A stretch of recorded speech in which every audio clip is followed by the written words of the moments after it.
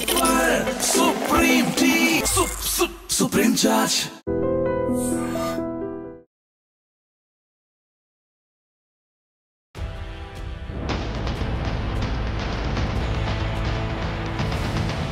ఎప్పటిలాగే school bus driving చేస్తున్నటువంటి ఆ వ్యక్తికి ఒక్కసారిగా అకస్మాత్తుగా గుండెపోటు వచ్చింది. ఆయన నడుపుతున్నటువంటి ఆ ప్రైవేట్ స్కూల్ బస్సులో అప్పటికే 30 మంది పిల్లలు ఉన్నారు. వాళ్ళకి తెలీదు బస్ డ్రైవర్కి ఏం జరుగుతుందో.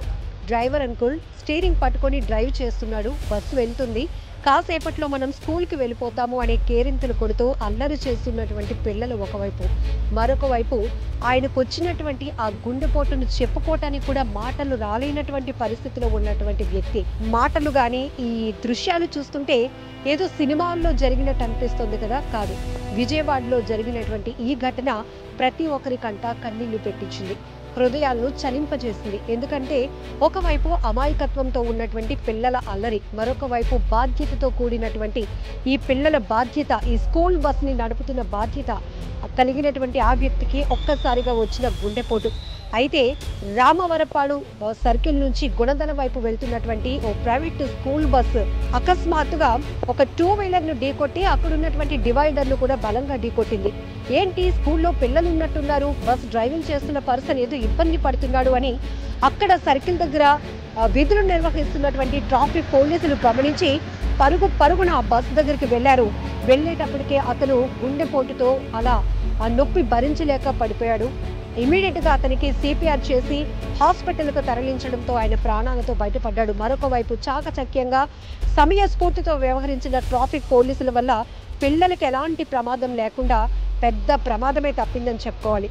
ఇక్కడ 2 ఘటనలు, ఒకటి తెలిసి తెలియలేని వయసులో ఉన్నటువంటి పిల్లలు, వాళ్ళందరూ కూడా కాసేపట్లో స్కూల్కి వెళ్ళిపోతున్నామేమో అనే ఆలోచన, మరొక వైపు ఒక వ్యక్తి బాధ్యతతో నాకేదైనా సడన్గా జరిగితే ఈ పిల్లలు ఏమైపోతారు, ఆ గుండె నొప్పులు కూడా భరించలేనటువంటి పరిస్థితిలో కూడా అక్కడ బస్సు వేగాన్ని తగ్గించి ఒక డివైడర్ను కూడా ఢీకొట్టారు. ఆ పరిస్థితిలో అసలు ఎలా ఉంటుందో కూడా మనం ఊహించలేం. మనిషి అయితే ఏదో ప్రాణాలతో ఉంటారు కానీ ఏం జరుగుతుందో కూడా తెలుసుకోలేనటువంటి, అసలు కాన్షియస్ లేనటువంటి పరిస్థితి, స్పృహ లేనటువంటి పరిస్థితులకు వెళ్ళిపోతుంది.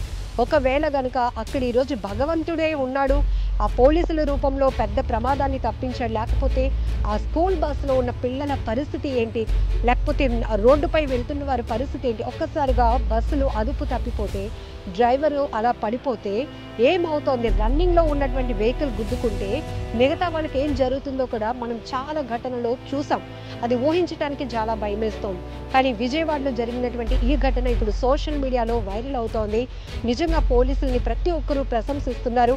అంత టైమింగ్తో వాళ్ళు ఏదో రాంగ్, సంథింగ్ ఈజ్ రాంగ్, ఏదో జరుగుతుంది కాబట్టి లోపల పిల్లలు ఉన్నారు, స్కూల్కి వెళ్తున్నటువంటి బస్సు డ్రైవర్ ఏదో ఇబ్బంది పడుతున్నాడు, ఏంటిలా ఒక 2 వీలర్ని ఢీకొట్టి డివైడర్ను ఢీకొట్టడం ఏంటని ఇమీడియట్గా పరుగులు పెట్టినటువంటి ట్రాఫిక్ పోలీసులు ఆ డ్రైవరు గుండెపోటుతో బాధపడుతున్నప్పుడు అతనికి సిపిఆర్ చేసి స్థానికంగా ఉన్నటువంటి హాస్పిటల్కు తరలించి ఆయన ప్రాణాలను కాపాడారు.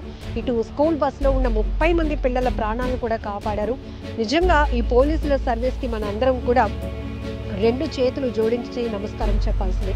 ఎందుకంటే ప్రమాదాలు జరుగుతున్న తీరు చూస్తుంటే ఒక్క క్షణం చాలు ఒక ప్రమాదం జరగటానికి, ఒక్క క్షణం చాలు ప్రమాదంలో ఎంతోమంది ప్రాణాలు పోవటానికి, ఒక్క క్షణం చాలు ఎన్నో కుటుంబాలు వీధిని పడటానికి.